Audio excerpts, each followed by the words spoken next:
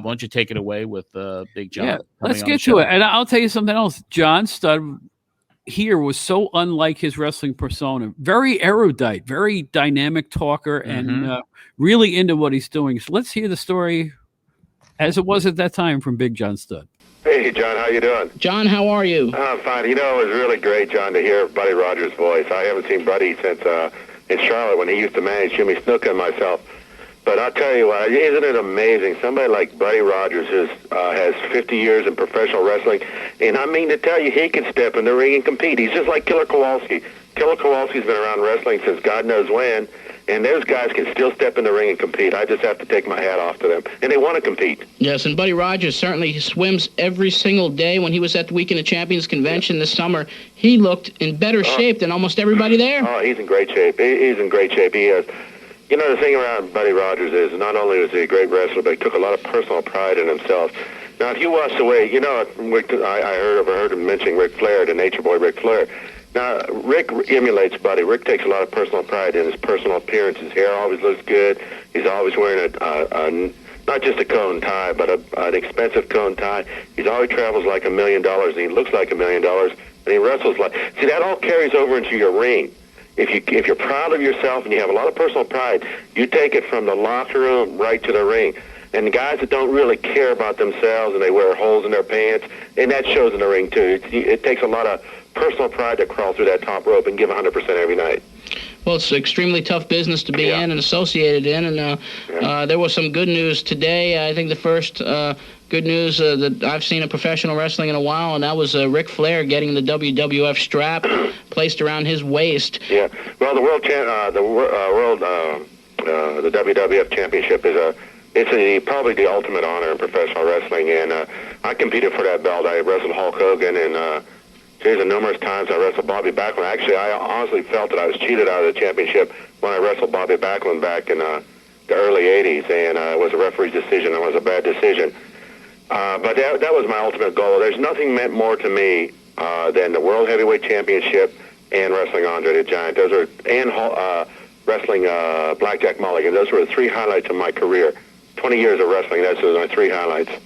Well, we brought you here today. Of course, you mentioned before we went on the air that you'd like to take some calls from our listeners out there. And of course, you got a special announcement to make. Let me just give the number out to our fans out there. If you'd like to call in and talk about the Royal Rumble today or any other topic that's on your mind in pro wrestling, John Studd is here along with yours truly to take your calls and comments and try to answer as best we can. Any topic about pro wrestling, you can give us a call at 212-477-5610. That's 212-477-5610. Call now, and we'll be taking your calls in just a short while. Before we take your calls, we'll let you know that after the show today, for a little bit here, we'll be taking your names and addresses for free copies of our newsletter. But John, first and foremost, you came on to talk about a venture that you'll be going in with Don King, the boxing promoter. Can you tell us about that? Well, first we got to get something straight. It's not just John Studd, it's Big John Studd. Big John Studd. The giant of professional wrestling. Sorry about that. The man that stepped over the top rope, cut Andre the Giant's hair, and I've been out of the... I'm getting a little tongue-tied right here. I haven't done an interview in such a long time, but what has happened, John, is I've worked a partnership with Don King, and Don King, the boxing promotion, and we're working together. We're going to promote boxing, pay-per-view wrestling only, not small events, pay-per-view events. We're going to go after the major stars. Even some of us, we'll probably work out with the major promotions, some of their big stars, and pay booking fees, etc., and put them on the card. But we're going to put an event together that will sell tickets. It's not just going to be, it's not to fill. We're not doing this for our egos. Our egos are pretty well intact. We're doing this for money. So we'll put a pretty spectacular card together. Also, I'm going to stay right now hearing Buddy Rogers' voice. I will have Buddy Rogers involved in the event somehow. And I'm also going to have Killer Kowalski involved in the event somehow because they're two great superstars from yesterday. And then we're also going to be involved in promoting rock and roll events, pay-per-view rock and roll events. And then I'll be involved in promoting boxing events that aren't for television. They're for your arenas, like in the Cap Center or the various arenas around the country, actually, major arenas. Sounds like an exciting venture. And well, our first big event is February 15th. It's at the Mirage. It's going to be on Showtime. And the main event there is Razor Ruddock versus Greg Page. It's a heavyweight elimination match. What we're going to do is we got ourselves a good number of heavyweights. Razor Ruddock is the main event against Greg Page. And then we have Oliver Call versus Mark Wills, Bert Cooper, who damn near was the world heavyweight champion a few weeks ago when he fought Holyfield. He's going to fight Cecil Coffey. Burn Crusher Smith is going to fight Philip Jackson. Tony Tucker's going to be on the card, etc. And it's going to be a heavyweight elimination match. It'll be on Showtime. Then we're going to take the winners of that match and match them together, come back with another heavyweight elimination match. We would like to work for the main event to be Mike Tyson versus the winner of the heavyweight elimination match. Hopefully, and I think it's going to be Bert Cooper myself. Mm-hmm. And that's what our goals are. Plus, we're going to have other events on Showtime.